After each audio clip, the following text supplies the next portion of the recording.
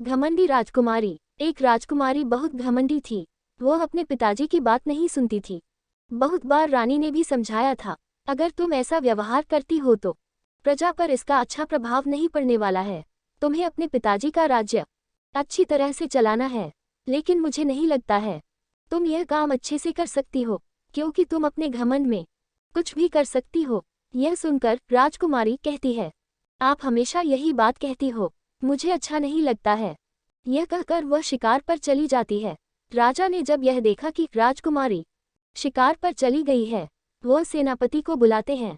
उसके बाद कहते हैं कि राजकुमारी का पीछा करें। आप यह देखें कि कुछ भी बुरा नहीं होना चाहिए।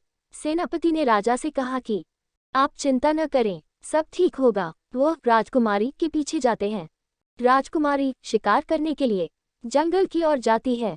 उसे नहीं पता था कि वह जिसका शिकार कर रही है वह कोई और नहीं बल्कि एक साधु बाबा हैं, जो कि तपस्या कर रहे हैं। मगर राजकुमारी उस आवाज को कुछ और ही समझ लेती है। राजकुमारी अपना तीर चला देती है, मगर एक इंसान की आवाज सुनकर वह उसके पास जाती है। अब राजकुमारी को बहुत अफसोस होता है, क्योंकि यह तीर एक साधु बाबा को लग गया था। वो साधु बाबा देखते हैं कि यह तीर एक राजकुमारी ने चलाया है। वो बहुत गुस्सा करते हैं। वो कहते हैं कि अब तुम्हें इसकी सजा मिलेगी। वो साधु बाबा कहते हैं कि आज से 2 दिन बाद तुम जीवित नहीं रहोगी। यह सुनकर राजकुमारी डर जाती है, जबकि यह सब कुछ अनजाने में हुआ था। राजकुमारी माफी मांगती है, लेकिन कुछ नहीं होता है। राजकुमारी चली जाती है। सेनापति यह सब कुछ देख लेते हैं। वो साधु के पास जाते हैं। यह कहते हैं कि यह राजकुमारी कुछ भी नहीं समझती है, यह उससे अनजाने में हुआ था। राजा भी हमेशा परेशान रहते हैं। आपकी इस बात से राजा शायद ही जिंदा रह पाएंगे, क्योंकि राजकुमारी ही उनकी संतान है। वो उसे ही सब कुछ मानते हैं। यह सुनकर साधु बाबा सब कुछ समझ जाते हैं। वो कहते हैं कि मैं एक उपाय बता सकता हूँ, अगर यह राजा करते हैं तो कुछ नहीं होगा। वो सेनापति को सब कुछ बता देते हैं। सेनापति राजा के पास जाते हैं, उन्हें सब कुछ बता देते हैं। यह सुनकर राजा को बहुत दुख भी होता है, क्योंकि राजकुमारी एक बड़ी समस्या में आ गई थी।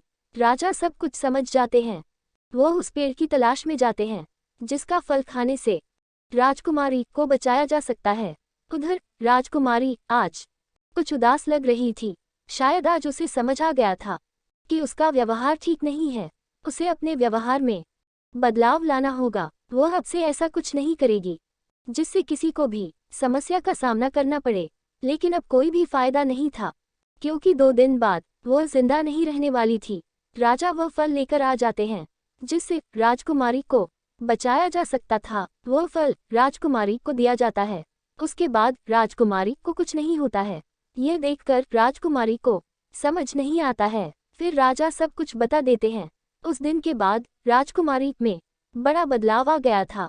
जीवन में जरूरी नहीं है कि कोई भी बदलाव तभी आएगा जब कोई घटना होती है। अगर हम समझदार बनना चाहते हैं तो बदलाव आपको स्वयं ही लाना होगा। आपको ये कहानी कैसी लगी कमेंट में जरूर बताएं। वीडियो पसंद आई हो तो वीडियो को लाइक करें और ऐसी ही धार्मिक और पौराणिक कहानियाँ सुनने के लिए हमारे चैनल को सब्सक्राइब करें।